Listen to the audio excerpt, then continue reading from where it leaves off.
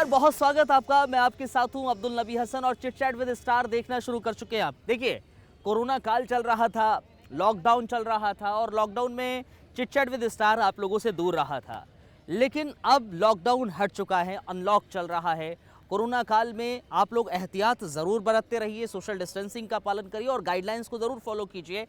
लेकिन अब chit chat with star का एक और एपिसोड या यूं कहें कि नया सीज़न लेकर मैं हाजिर हो चुका हूं आप लोगों के बीच। इस सीज़न में भी आप लोग तमाम स्टार्स को देखेंगे हमारे बीच में, और वो स्टार्स स्पोर्ट्स से भी जुड़े होंगे, एंटरटेनमेंट से जुड़े होंगे, तमाम अलग अलग फील्ड से जुड़े होंगे, जिन्होंने बेहतरी का काम किया है और अपने आप में बुलंदियां हासिल की हैं। तो आज एपिसोड की शुरुआत करते हैं सीज़न 2 के, और आज हम एक ऐसे शख्स से मिलवाने जा रहे हैं जिसने बड़ी ही कम उम्र में बड़ी ही ख्याति प्राप्त कर ली है, उपलब्धियां हासिल कर ली हैं। विकलांग क्रिकेट, दिव्यांग क्रिकेट टीम का वो कोच रहा है और बहुत ही युवा अवस्था में, बेहतर बहुत ही कम उम्र में, और उसने जब कोचिंग दी है दिव्यांग क्रिकेट टीम को, तो उस दौरान एशिया कप हो या फिर तमाम अलग अलग टूर्नामेंट्स हो, वो हमारे दिव्यांग टीम ने, दिव्यांग इंडिया टीम ने हासिल किए हैं। इसके अलावा अफगानिस्तान क्रिकेट लीग का भी हिस्सा रहा है। किस तरह से रहा है, सीधे रुख करते हैं हमारे आज के सेलिब्रिटी का, आज के चिट चैट विद स्टार्स में उस स्टार का जिसने टीम इंडिया को कोच किया है, विकलांग की टीम इंडिया। दीपक कंबोज कहते हैं। हेलो दीपक भाई, कैसे हैं आप? सब बढ़िया हैं, खैरियत से हैं? First of thank you very much. और सब बढ़िया है, सब बढ़िया चल रहा है। अच्छा, एक बात बताइए दीपक भाई, बहुत कम उम्र, क्या उम्र होगी आपकी? अभी 29। अच्छा जी जी, ज़्यादा उम्र नहीं है आपकी, और इतनी कम उम्र में दिव्यांग क्रिकेट टीम को आपने कोच किया है। उसके अलावा अफगानिस्तान सेलिब्रिटी क्रिकेट लीग में भी आपका किरदार रहा है। ऐसे सेलिब्रिटी क्रिकेट लीग में भी आप कुछ ना कुछ करते रहते हैं, आगे भी बहुत सारे इवेंट्स करने वाले हैं। सबसे पहले मुझे ये बताइए कि जो दिव्यांग क्रिकेट टीम को कोच किया, वहाँ का एक्सपीरियंस कैसा रहा? वहाँ का एक्सपीरियंस बहुत अच्छा रहा है। और जब मैंने NIS किया था 2014 में, तो तब मुझे बड़ा थोड़ा ऐसी फीलिंग आ रही थी, नर्वस फील कर रहा था तब मैं, कि एक NIS में सब जो प्लेयर्स को सिखाया जाता है, नॉर्मल प्लेयर्स की तरह सब बेसिक सिखाए जाते हैं, बट जब मुझे 2015 में दिव्यांग टीम का कोच अपॉइंट किया गया, तो मेरे लिए एक चैलेंज जैसा था कि दिव्यांग प्लेयर्स को कैसे प्रमोट किया जाए और कैसे हम उनको बेसिक टिप्स से सिखा सकते हैं। तो एक जो एक्सपीरियंस था मेरा, बहुत डिफरेंट रहा है एक नॉर्मल क्रिकेट के हिसाब से देखा जाए तो। लेकिन इतनी कम उम्र में कैसे इतना कुछ कर लिया? ये मालिक के ऊपर वाले की कृपा है कि जो भी मुझे सपोर्ट मिला, दोस्तों से मिला, जो भी मेरे फिल्म इंडस्ट्री में जो सेलिब्रिटी थे उनके आशीर्वाद से मिला, बड़े सीनियर सेलिब्रिटी थे। बट ये एक था कि मेरे लिए बहुत बड़ा एक्सपीरियंस जो है वो मैं बताना चाहूँगा कि जैसे दिव्यांग प्लेयर्स थे, और सबसे पहले मुझे दिव्यांग cricket control board of India के जो सेक्रेटरी हैं हारून रशीद जी, उनका कॉल आया जैसे ही मैंने NIS कंप्लीट किया। स्पोर्ट्स अथॉरिटी इंडिया के अंडर में आता है NIS, तो वो कंप्लीट किया तो मुझे कॉल आया कि आप दिव्यांग प्लेयर्स को कोचिंग करवाएं। और उसके बाद एशिया कप है, तो मैं 2015 में मुझे इलाहाबाद में इनवाइट किया गया, और वहाँ पे मैंने दिव्यांग प्लेयर्स का कैंप लगाया। वहाँ पे ऑल ओवर इंडिया प्लेयर्स आए हुए थे इलाहाबाद में, और वहाँ पे सब प्लेयर्स की मैंने जो भी उनकी कंडीशन थी, जो वो बेसिक कर रहे थे, प्रैक्टिस कर रहे थे, तो उनको मैंने पहले अच्छे से देखा, उनकी बारीकियां देखी कि वो कैसे खेल रहे हैं। बहुत से ऐसे प्लेयर्स थे जिनके हाथ नहीं थे और जिनके पैर नहीं थे, तो मेरे लिए एक बहुत मुश्किल था, एक चैलेंज वही चीज़ जानना चाह रहे हैं कि भाई अगर हम नॉर्मल क्रिकेटर्स को ट्रेन करते हैं या फिर उनके साथ हम कोच उनको दे रहे हैं, कोचिंग दे रहे हैं, कोच कर रहे हैं, तो ज़्यादा इतना डिफ़िकल्ट नहीं होता है, क्योंकि आपको पता है कि क्या टैलेंट किसके अंदर है। लेकिन एक दिव्यांग क्रिकेटर्स को, जिनके पास हालांकि टैलेंट भरपूर है और जज्बा भरपूर है, लेकिन कहीं ना कहीं थोड़ी सी कमी रहती है उनके कहीं ना कहीं कुछ अंगों में, तो उनको किस तरह से आपने कोच किया और कितनी डिफ़िकल्टीज़ आई और सपोर्ट कितना मिला? डिफ़िकल्टी तो ऐसी था कि जैसे मैं पहले ही बता चुका हूँ कि मुझे जब NIS में सिखाया गया तो वो नॉर्मल प्लेयर्स के बेसिक वही मैं कह रहा हूँ। हाँ। तो बट जब मैं वहाँ पे पहुँचा, मैंने उनकी प्रॉब्लम्स को फेस किया कि किसी का हाथ नहीं है, किसी का पाँव नहीं है, तो इनको कैसे बेसिक सिखाऊँ। अभी नॉर्मल प्लेयर्स को तो हम बताते हैं कि फ्रंट फुट निकालना है, बट कुछ जो दिव्यांग प्लेयर्स हैं उनके फ्रंट फुट नहीं है, और कभी हम ग्रिप बताते हैं कि आपने बॉल को ग्रिप करना है, हाथ से पकड़ना, बट उनकी फिंगर नहीं है। बहुत प्रॉब्लम आ रही थी मेरे माइंड, एक बार तो इतना नर्वस था कि मैं इन प्लेयर्स को कैसे गाइड करूँगा, और इतने बड़े लेवल के लिए मैं कैंप लगा रहा हूँ, इनको गाइड कर रहा हूँ। तो एशिया कप बहुत बड़ा कैंप था, और एशिया कप के लिए वहाँ से प्लेयर्स को निकालना था और एशिया कप में खिलाना था उनको। तो 5 कंट्रियों की टीमों ने पार्टिसिपेट करना था, तो बहुत मुश्किल था तब मेरे। तो दीपक भाई ये बताइए, देखिए आपने दिव्यांगों के साथ किस तरह से उनको सिखाया और क्या आपको दिक्कतें महसूस हुई उनके बीच में, फिर भी बावजूद उसके एशिया कप आप लोगों ने खेला जाके, और भी तमाम टूर्नामेंट्स खेले हैं, लेकिन ये सिलेक्शन का प्रोसेस क्या होता है? क्योंकि नॉर्मल हमने देखा है कि तमाम अलग अलग जोन होते हैं, अलग अलग सिलेक्शन प्रोसेस होते हैं, लेकिन दिव्यांग क्रिकेटर्स के लिए क्या सिलेक्शन का प्रोसेस था? जी, इसमें क्या है कि जो दिव्यांग cricket control board of India ने जो एक कमेटी बनाई है, तो उसमें जो प्लेयर्स का सिलेक्शन होता था वो स्टेट लेवल पे, जैसे कि नॉर्मल प्लेयर्स का तो डिस्ट्रिक्ट लेवल से, डिस्ट्रिक्ट से स्टेट, रणजी ट्रॉफी ऐसा फॉर्मेट होता है। बट जो दिव्यांग क्रिकेट कंट्रोल बोर्ड ने जो फॉर्मेट स्टार्ट किया है इन प्लेयर्स के लिए, दिव्यांग प्लेयर्स के, वो प्रोसेस जो है स्टेट लेवल से स्टार्ट है, और स्टेट लेवल के ऑल ओवर इंडिया प्लेयर्स को ट्रायल लिया जाता है। जो प्लेयर्स अच्छा करते हैं उनका कैंप किया जाता है। कैंप के बाद जो प्लेयर बेटर कर रहे हैं उनमें एक जो टीम की सिलेक्शन होती है, इंडिया टीम के लिए सिलेक्शन होती है, उनमें सिलेक्शन किया जाता है। वो सिलेक्शन किया जाता है और उसके बाद सेलेक्ट होकर वहाँ पर पहुँचते हैं। कौन कौन से टूर्नामेंट्स हमने अभी तक खेले हैं और वहाँ पर क्या परफॉर्मेंस रही है हमारी? फर्स्ट जो दिव्यांग टीम ने एशिया कप जीता है हमारी कोचिंग में, जब उसमें 5 टीम में पार्टिसिपेट किया था, 5 टीमों ने पार्टिसिपेट किया था, इंडिया, अफगानिस्तान, पाकिस्तान, बांग्लादेश और श्रीलंका। और वो फर्स्ट एशिया कप जो है हमारे इंडिया में हुआ था, और उसमें हमारी इंडिया की दिव्यांग टीम एशियन चैंपियन बनी थी, और अच्छा, बहुत तो जबरदस्त। आपने जैसे पाकिस्तान का जिक्र किया है, क्या रहता है वहाँ पर? इंडिया और पाकिस्तान का तब मैच हुआ तो क्या वैसे ही माहौल रहा था? मीन्स ऐसा माहौल था, बट उससे ज़्यादा बेटर माहौल बांग्लादेश के साथ देखने को मिला जी, क्योंकि सेम जो पोजीशन थी, जैसे हमारा इंडिया और पाकिस्तान के मैच होते हैं, फाइट मैच होते हैं, वैसे ही मैचेस हमें बांग्लादेश के साथ देखने को मिले। पूरा फाइटिंग मैच, इतना एफर्ट लगा रहे थे। क्राउड देखने को मिलता है वहाँ पर? हाँ, काफ़ी क्राउड होता है, बहुत जो क्राउड होता है देखने आते हैं, और इन प्लेयर्स को मोटिवेट करते हैं, गाइड करते हैं। और सबसे बड़ी बात है कि जब ये प्लेयर्स खेलते हैं तो एक ऐसा लगता है कि ये दिव्यांग प्लेयर्स नहीं खेल रहे, नॉर्मल प्लेयर्स खेल रहे हैं, तो ऐसा लगता है। ये नॉर्मल प्लेस है। और आपने अभी हमारा जिक्र हो रहा था कि कई ऐसे खिलाड़ी थे जिनसे बातचीत होती है तो वो कहते हैं कि मैं चाह रहा था कि मैं नॉर्मल क्रिकेटर बनना चाह रहा था, लेकिन भगवान ने, कुदरत ने कुछ ऐसा किया, वो नहीं बन पाए। तो ऐसी भी बहुत सारी कहानियाँ होंगी जी, बहुत से ऐसे प्लेयर्स हैं जिनके साथ ऐसे एक्सीडेंट हो चुके हैं, बहुत सी ऐसी कहानियां हैं जो मैंने उन प्लेयर्स की जो कहानियां मैंने सुनी है, तो मुझे बहुत फील भी हुआ है उनकी कहानियों को सुनकर कि इनके कितने बड़े ड्रीम्स थे नॉर्मल क्रिकेट में। नॉर्मल क्रिकेट में वो रणजी ट्रॉफी खेलना चाहते थे, आईपीएल जैसे फॉर्मेट में खेलना चाहते थे, बट उनके साथ ऐसे एक्सीडेंट होने के कारण उनके जो ड्रीम्स थे एक बार तो फिनिश हो गए थे, ख़त्म हो गए थे। बट मैं थैंक्स करना चाहता हूँ दिव्यांग cricket control board of India का, और जो सेक्रेटरी हैं हारून रशीद जी, और जो प्रेसिडेंट हैं मुकेश कंचन जी, उन्होंने जो फॉर्मेट स्टार्ट किया है दिव्यांग प्लेयर्स के लिए, आईपीएल जैसा। अभी दुबई में डीपीएल होने वाला है, दिव्यांग प्रीमियर लीग, जिसमें हमारे ऑल ओवर इंडिया और अदर कंट्रियों के प्लेयर उसमें पार्टिसिपेट कर रहे हैं। मतलब जैसे आईपीएल होता है वैसे बिल्कुल सेम फॉर्मेट, और शारजा, दुबई, उन स्टेट्स में वो मैच हैं दुबई में। मतलब ये आईपीएल की तर्ज पर ये डीपीएल होगा क्या? इसको लेकर एक्साइटेड है लोग? खिलाड़ी बहुत एक्साइटेड है कि हमारे लिए इतना बड़ा प्लेटफॉर्म आया है, और हम भी आईपीएल जैसे फॉर्मेट में खेल रहे हैं, दिव्यांग प्रीमियर लीग में हमें इतना बड़ा मौका मिल रहा है। वहाँ पर भी क्या खिलाड़ी को खरीदा जाएगा? वहाँ पर भी कुछ ऐसा ही है क्या फॉर्मेट है उसका? जी, ऐसे ही जो टीमें हैं अलग अलग, जैसे मुंबई की है उसमें राजस्थान है, कोलकाता है, और दिल्ली की टीम है, ऐसे 6 टीम्स हैं।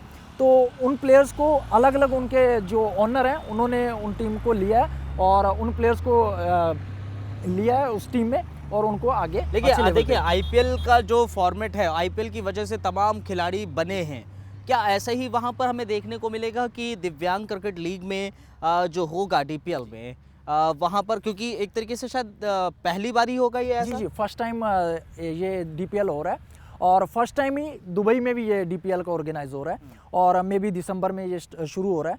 और बहुत अच्छा लगेगा, सब जो ऑडियंस है उनको भी बहुत अच्छा लगेगा कि आईपीएल जैसा फॉर्मेट जो है दिव्यांग प्लेयर्स के लिए शुरू किया तो गया। और दिव्यांग प्लेयर्स क्या इसको लेकर कितने एक्साइटेड हैं? बहुत ज़्यादा एक्साइटेड हैं वो, इतना अपने आप को इतना अच्छा महसूस कर रहे हैं कि जैसे बॉलीवुड सितारे आते हैं, आगे आते हैं और प्लेयर्स को वो उनको टीम में लेते हैं, अपना सिलेक्शन करते हैं। तो ऐसे ही दिव्यांग प्लेयर्स के लिए भी बहुत बड़ी बात है कि वो अपने आप इसमें कोई फ्रेंचाइजीज है अभी कुछ ऐसा? अभी स्टार्ट हो रहा है अभी। अच्छा, उसको डिस्क्लोज नहीं करना चाह रहे। फिलहाल देखिए, अगर डीपीएल का जिक्र करें उसके बाद अफगान क्रिकेट लीग से भी ताल्लुक आपका है, Afghan celebrity league cricket league से? जी एक्चुअली मुझे अफगान फिल्म इंडस्ट्री जो अफगान सेंसर बोर्ड है उसका कोच पॉइंट किया गया था। वहाँ के जितने भी सेलिब्रिटी हैं, जैसे हमारे बॉलीवुड सेलिब्रिटी हैं, हमारे पंजाब के बॉलीवुड सेलिब्रिटी हैं, साउथ के सेलिब्रिटी हैं, वो एक सेलिब्रिटी क्रिकेट लीग खेलते हैं। वैसे ही वहाँ के जितने भी सेलिब्रिटी हैं अफगान सेंसर बोर्ड के, वहाँ के सेलिब्रिटी भी अपने एंटरटेनमेंट के लिए, एंजॉय के लिए ऐसे क्रिकेट अपनी फिल्म इंडस्ट्री से निकलकर मैच खेलते हैं।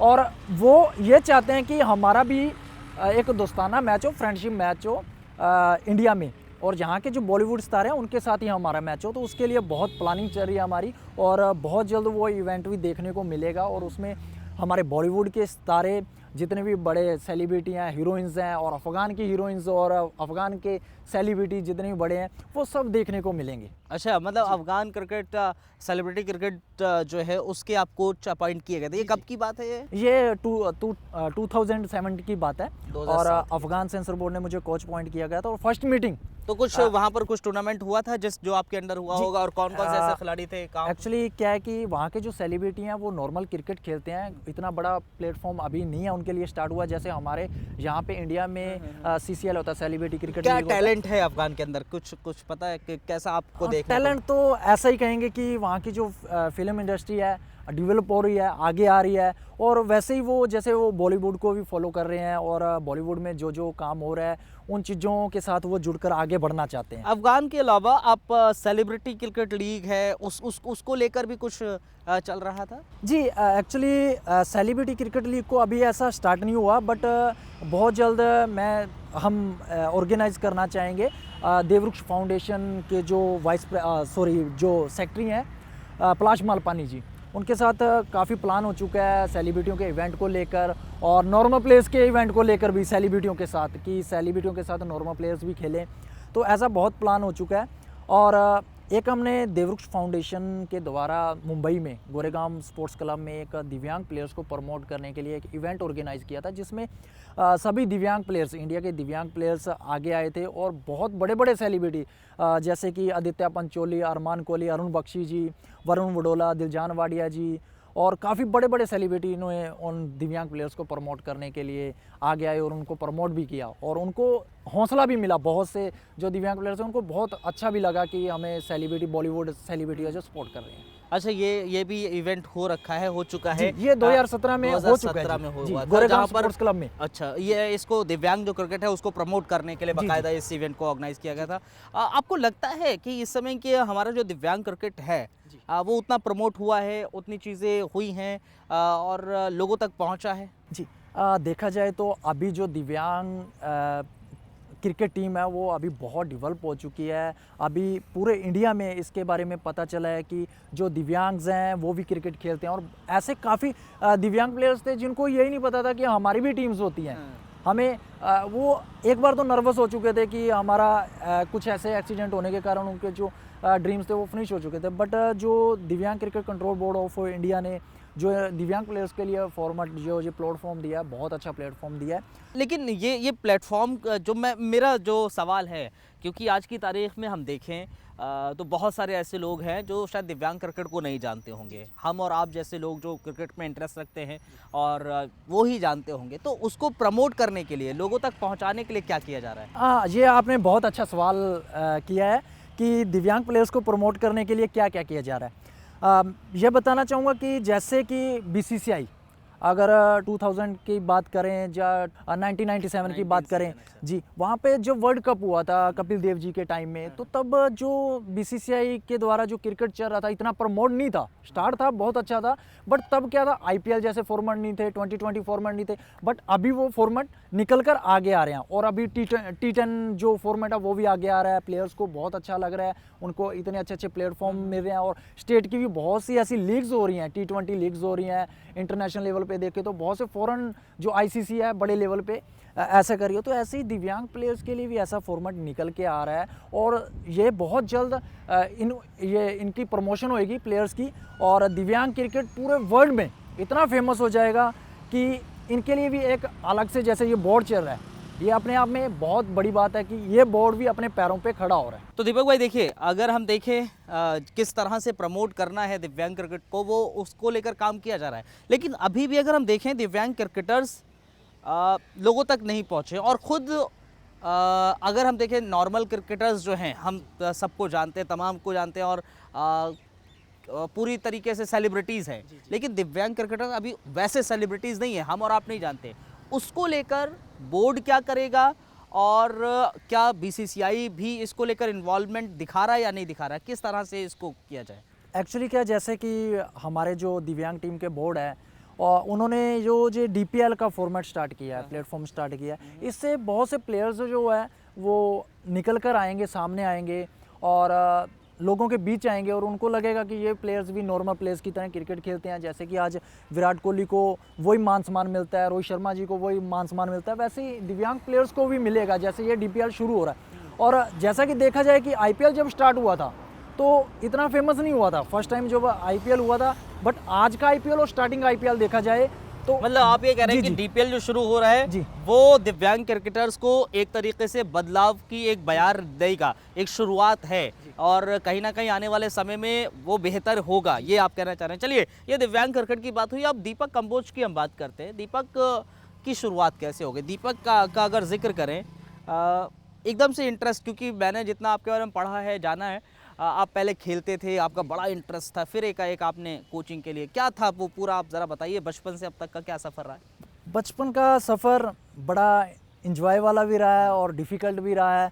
जैसे कि जब छोटे थे, एज में छोटे थे, तो गांव में जैसे कि विलेज में क्रिकेट होता था। आप हरियाणा के गांव जी, हरियाणा के गांव से हूँ, फतेहाबाद डिस्ट्रिक्ट से, रतिया के पास मेरा एक गांव है, चिमो गांव है, और वहाँ से मैं बिलोंग करता हूँ। और गांव की जो कंडीशंस थी तब, और मैंने जो क्रिकेट स्टार्ट किया है वो 1997 से स्टार्ट किया है। और उसमें क्या था कि तब इतने इक्विपमेंट्स नहीं होते थे। जब क्रिकेट स्टार्ट किया, गाँव में ना तो बैट होता था, ना ही अच्छी बॉल्स होती थी।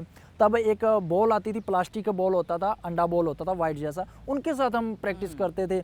और बैट भी जो प्रोफेशनल बैट नहीं होते थे हमारे पास, लकड़ी के बैट होते थे, तो उनके साथ खेलना स्टार्ट किया। फिर धीरे धीरे जैसे देखा कि क्रिकेट ऐसा होता है, तो माइंड में आया कि जैसे टीवी पे देखा, मैचेस देखे, तो देखते थे कि हम भी इन प्लेयरों की तरह अच्छा करना चाहेंगे, ऊपर लेवल पे आना चाहेंगे। तो धीरे धीरे ऐसे हमारा जो क्रिकेट में रुझान आया।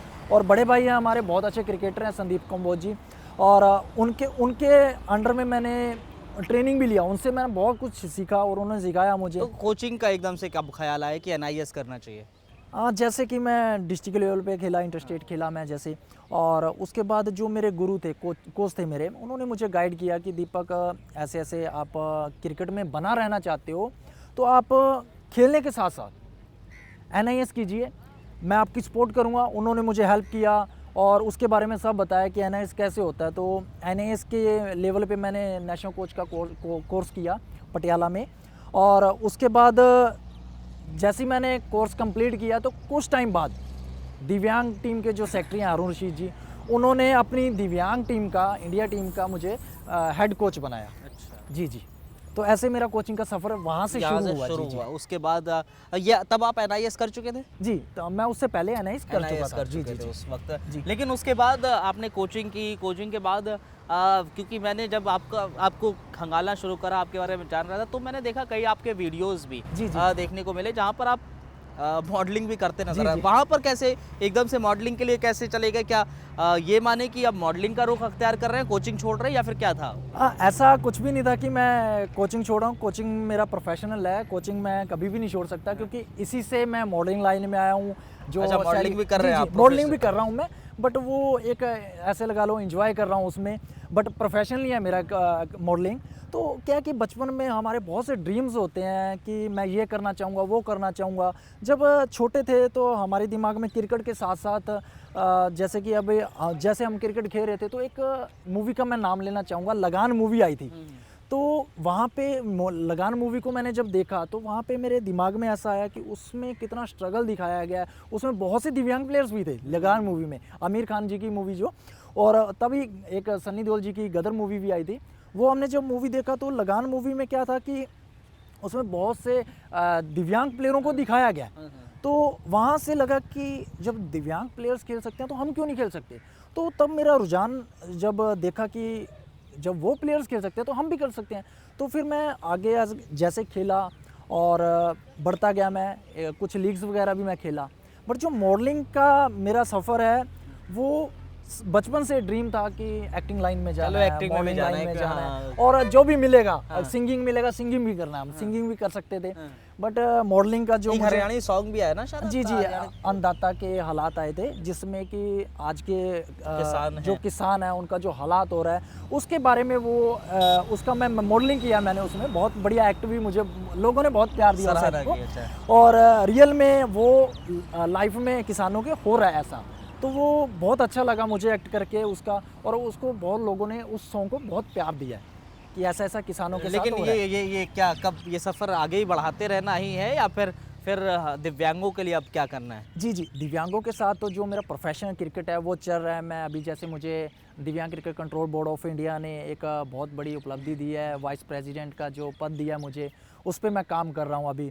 और साथ साथ जो अभी दिव्यांग टीम के कोच हैं, हेड कोच हैं जो नितेंद्र जी, उनके साथ भी मैं अपने जो हमारा जो एक्सपीरियंस था उनके साथ शेयर करना चाहूँगा। जो मैंने एशिया कप में, ऑक्सीजन कप में, या बांग्लादेश में जो ट्रायंगुलर सीरीज हुई है उसमें मैंने प्लेयर्स को गाइड किया, उसके बारे में मैं जो नितेंद्र जी है, कोच हैं, जो हेड कोच हैं, उनके साथ अपना एक्सपीरियंस शेयर करना चाहूँगा, ताकि उनका जो गेम है और डेवलप हो, दिव्यांग प्लेयर्स बेहतर हो। और जी जी गेम अभी लगता है आपको कि पहले से अब में बदलाव हुआ है दिव्यांग क्रिकेटर्स में, क्रिकेट टीम में बेहतर हुआ है? जी जी, बहुत अच्छा हुआ है। जैसे कि पहले स्टार्टिंग में क्रिकेट था, उनका क्रिकेट था वो देख रहे थे हम, तो प्रॉपर इतना क्लास नहीं था। बट आज के जो प्लेयर्स हैं आज को बिल्कुल कॉपी, जैसे विराट कोहली खेल रहा है, रोहित शर्मा खेल रहा है, वैसे ही शॉट लगा रहे हैं एक हाथ से। किसी के कई प्लेयर्स ऐसे भी हैं जिनके दो हाथ नहीं है, वो भी अच्छा क्रिकेट खेल रहे हैं।